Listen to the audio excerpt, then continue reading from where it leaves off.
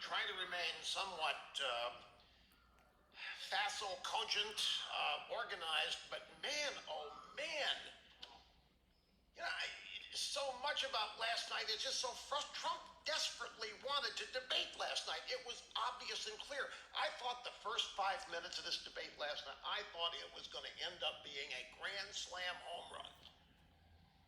Trump came ready. He was loaded. He knew what the strategy was. Now, you can disagree with the strategy. I think the strategy was to try to rattle Biden and to facilitate whatever they thought might happen with the mental deficiencies that the candidate has exhibited. The effort was to try to hasten that. And the frustrating thing is that Biden was demonstrating that, and Trump interrupted him rather than let it happen a number of times. And that is because Trump desperately wanted to debate. The moderator kept interrupting. The moderator and the questions, and it's just, get out of the way. You got a debate starting. You got a debate raging. Let them go at it. This is not a question of is the moderator going to be elected president, or is the moderator's job performance going to matter a hill of beans in terms of the future of the country. Let the candidates engage. Let the audience decide who's more in command of facts and more in command of the stage. Instead of this silly attempt to enforce, a bunch of rules, let the candidates enforce the rules. Let's find out who can stand up for themselves and who can't. Trump, I don't think, lost a single vote from his base last night. Question is whether or not any undecideds were moved. CNN's pointing out, hey, don't get too excited out there because Trump lost every debate in 2016, they think. And they also point out that incumbent presidents never have first debates that are any good. So they're not, even though the drive-bys might think that Biden was a slam dunk winner just because he lasted 90 minutes, they are not at all confident of that. And now these demands on Biden that he not do the other two debates, those are demands coming from the drive-by media because they think he can only do damage. He showed that he can handle himself for 90 minutes and he can withstand whatever Trump threw at him. No need to do this anymore.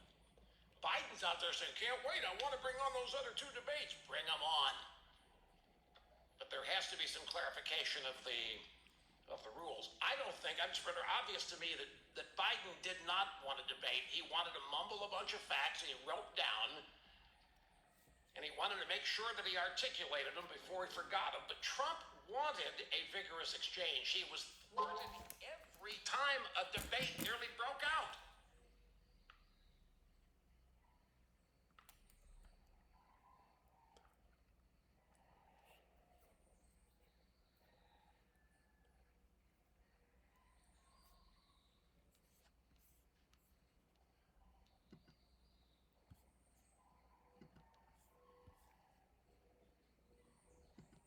Are low-income people. 30% of the people in the suburbs are minorities. And so we're ruining this American dream for everybody, but he's got a plan. It's the worst thing you've ever seen, having to do with zoning. They zone you out. They build low-income housing next to your house. It's crazy. And then I hear, I'm not doing well in the suburbs. I'm not doing well in the suburbs. Are you people crazy? Are you crazy? I just explained this. No, I just explained it. Thank you. No, it's crazy. And they came to me, great people, Ben Carson, a lot of great people, and they came to me and they said, sir, why don't we just amend it? I said, no, really, I want it out. I want it over. I want it ended. Well, it would be a lot easier to amend it. I said, no, I want it over. It's not right. It's killing your suburbs. And it is. It's killing your suburbs. And then they say, women in the suburbs don't like President Trump. I don't think so. That happened last time. Remember? That happened last. Remember last time? They said he will not do well with women. He will not do well with women.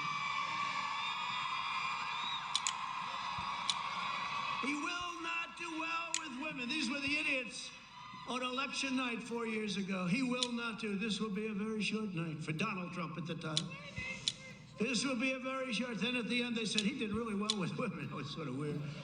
Anyway, we did well with everybody, actually, and we're going to do even better now. We have more enthusiasm. Look at this crowd. This was supposed to be a few people. This was supposed to be just a little celebration. I said, oh, good, a little celebration. I figured a couple of hundred people, like Sleepy Joe gets in his best day. I said, how many people? About 10,000, sir. I said, oh, that's... In just 3.5 years, we've secured America's border, rebuilt awesome power of the U.S. military, obliterated the ISIS caliphate, fixed our disastrous trade deals, and they were a disaster, and brought jobs back home to America and back home to Minnesota. We brought a lot of jobs back. Last year, before the plague came in from China, you had the best year you've ever had. The year before that, you had the best year you've ever had until the following year. And we're doing it again. We're building it up rapidly. China came up. They gave us the plague. It's no good. We're never going to forget that. I did a trade deal. The ink wasn't even dry. And they let that happen. We're never going to forget it. We built the greatest economy in the history of the world, and now we are quickly doing it again. We've added a historic 10.6 million jobs in the last 4 months. That's a record, the likes of which has never even been close to being challenged. To fight the China virus, we launched the largest national mobilization since World War II. We pioneered life-saving therapies, reducing the fatality rate 85% since April. Think of that, meaning you go to the hospital and you got a lot better chance. I'll tell you what, I spoke to a gentleman today from Pfizer. I speak to all of these guys. These are great people, and they're coming up with things that are phenomenal. Regeneron, we are coming up with things that are phenomenal, including therapeutics or therapies. It's incredible what's happening. You'll be seeing it. And by the way, with Biden, it would have been years before you came up with any of this stuff. Years. It would have been years. He complains, you didn't act fast enough, and yet he's all over the place calling me xenophobic because I closed the border. Okay, how do you figure that one? This guy, just a politician. He's just another politician. 47 years, he hasn't done a damn thing. But now he's going to. I haven't done anything in 47 years, but now I'm going to. Europe is almost a 50% greater excess mortality rate than the United States. You don't hear that. Through Operation Warp Speed, we will develop and distribute a vaccine in record time. It's going to be very, very soon. And before the end of the year, maybe sooner than that. On November 3rd, Minnesota will decide whether we end this pandemic, defeat the virus, and return to record prosperity. Either way, we're returning. Either way. We're going to have the vaccine. We're rounding the turn. Or whether we allow Joe Biden to kill the recovery. You know, he wants a shutdown. This guy says, let's shut it down. A lot of death caused by shutdown. Depression, death, drugs, alcoholism. Horrendous family fights. And he wants to destroy those suburbs by abolishing single-family zoning. All of these things are just a horrible thing, what he wants to do. And I think he's going to do it because he's not smart enough to understand that the other side has big problems. You know, we did something great. We had the greatest economy in history, and we had to close it down because we lost millions of lives. And now we're opening it up, and we're doing it at a level like nobody's ever seen before. And it's a great thing, and we're going to be back in business very soon, except for some Democrats. And they'll all open up. They're going to all open up right after November 3rd. They'll announce, we'd like to tell you that we're all opening up November.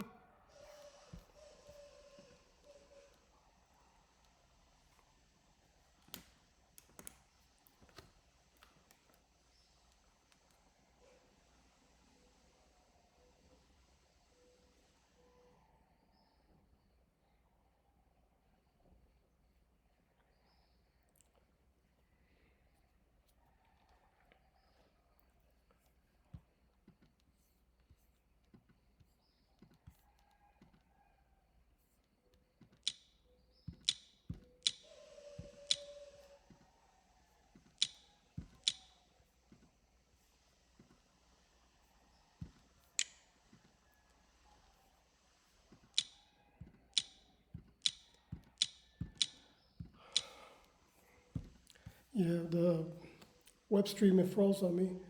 And I'm going to finish off with, I'm not going to finish, I mean, yet, but I'm going to finish with the video of Rush Limbaugh, what he was explaining about the Trump-Biden debate. So let me go on with it to the end. Here we go. You know, part of a free-flowing debate is to measure strength and tenacity, assertiveness. Those are all Trump strengths, as well as his record and his accomplishment. But there was micromanagement of this debate going on, as though the questions mattered more than what the candidates were naturally evolving into as the debate unfolded.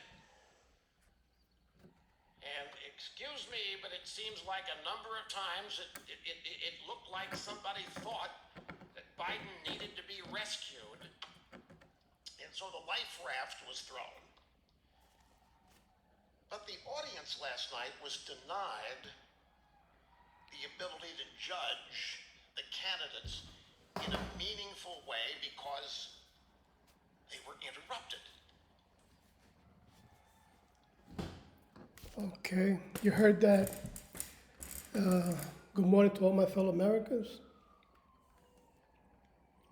Let me just put this away just in case it'll okay, I want to go to the next one later on. Today I'm just going to put down two videos. But like I was saying before I start, good morning to all my fellow Americans. Good morning to all members of the DAB, for which I am a member, Chapter 11. And God bless all veterans of all organizations, and God bless my country eternally. And the state of Florida. Oh, wait a minute! And don't forget don't forget those who have made the ultimate sacrifice in order to keep our country free. Never forget them. And the state of Florida. Don't forget to vote for Maria Elvira Salazar for Congress. She'll put a stop to these evil entities. Talking about evil entities, I was seeing I was reading a quote or an expression that Rob Rainier made.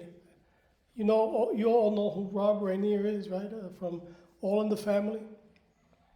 This guy who tried to be a comedian. He wasn't a comedian. He was just.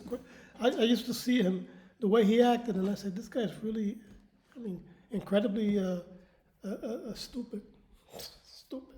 He showed how extremely liberal he was in that program. And I tried to make sense of his comedy, but never found him funny. What I found it funny is when the main character, Bunker, he made fun of him, ridiculed him. That I found funny. But Rob Rainier, hey Rob Rainier, you're still not funny, and you're even funny less now. I heard you say that that Biden won the elections. Hey, nice try with that. Keep on dreaming, because I doubt it. I doubt it. Unless you steal the elections, which I wouldn't doubt either.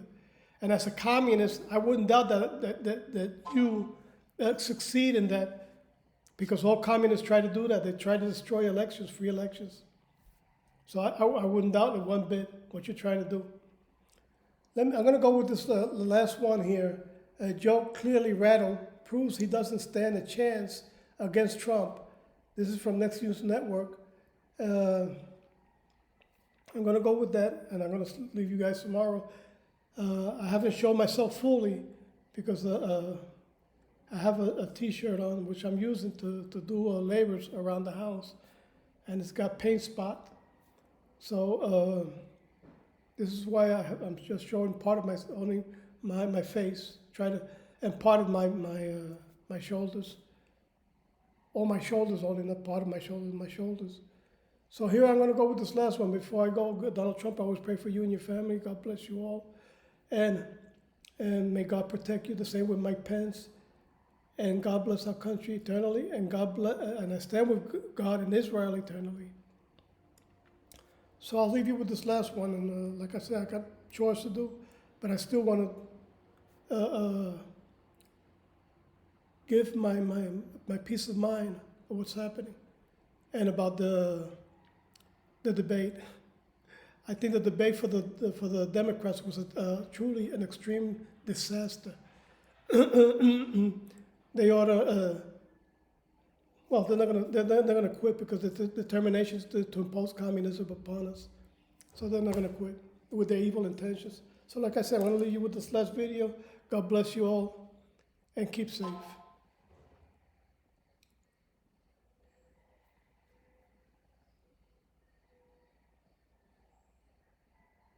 This is from Next News Network.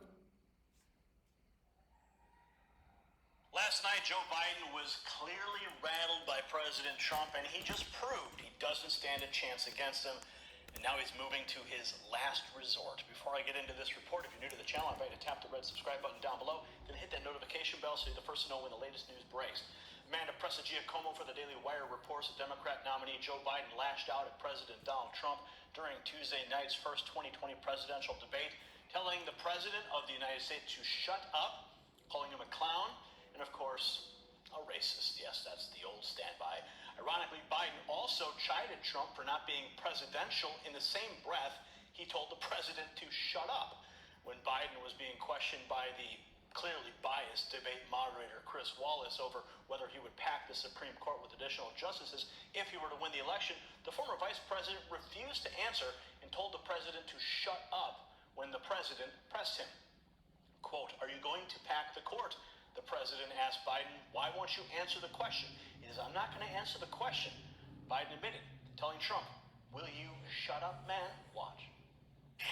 Ending the filibuster or packing the court. Whatever position I take on that, that'll become the issue. The issue is the American people should speak. You should go out and vote. You're in voting now. Vote and let your senators know how strongly you feel. Vote now. Make sure you, in fact, let people know you're a senator. I'm not going to answer the question. Why would you answer that question? The question Justice, radical left. Will you shut up, man? Listen, who is on your list, Joe? This Who's is on your so, list? Gentlemen, I think This we've is ended so this. He's going to pack the court. We have, I'm not going to give a list. we have ended this segment. We're going to move on to the second segment. That was really a productive segment, wasn't it? Keep yapping, man. The people understand, Joe. They should. 47 years, you've done nothing. They understand. All right. The second subject is COVID-19. Are you going to pack the court? Are you going to pack the court? He says he wouldn't answer the question because he doesn't want it to become an issue. I mean, we've covered this in the past. This is their new talking point when that question is raised, because they don't want to make it an issue. They don't want the American people to know where they actually stand. Now, in another portion of the debate where the president was explaining his administration's crackdown on left-wing critical race theory, Biden flat out called President Trump a racist. Watch. They were teaching people that our country is a horrible place, it's a racist place, and they were teaching people to hate our country. And I'm not going to allow that to happen. Vice President Biden? Nobody's doing that. He's racist. You just don't. Here's the deal. I know a lot more about You this. don't. Let him finish.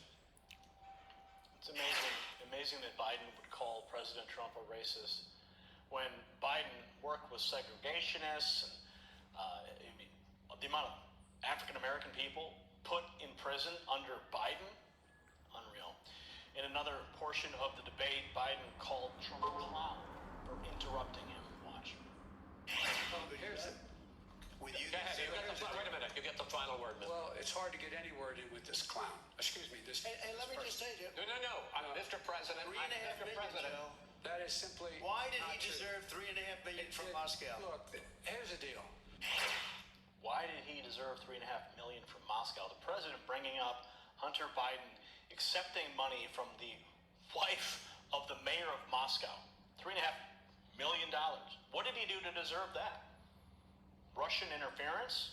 Russians paying off Biden's son? Nobody wants to talk about that. But they want to go ahead and continue to push this Russian collusion narrative that's been debunked a long time ago. Wallace's seeming intervention to chide Trump when Biden was feeling the heat or leveling insults at POTUS was noted by politicos online. Even a colleague of Wallace's, Fox News' Brian Kilmeade, publicly dinged the moderating. Why is Joe Biden allowed to interrupt? Donald Trump is not, posted the Fox and Friends host. Brian Kilmeade, weighing in on the failure of Chris Wallace to moderate the debate fairly. Comment below. We'll see you at the next report for the Next News Network. I'm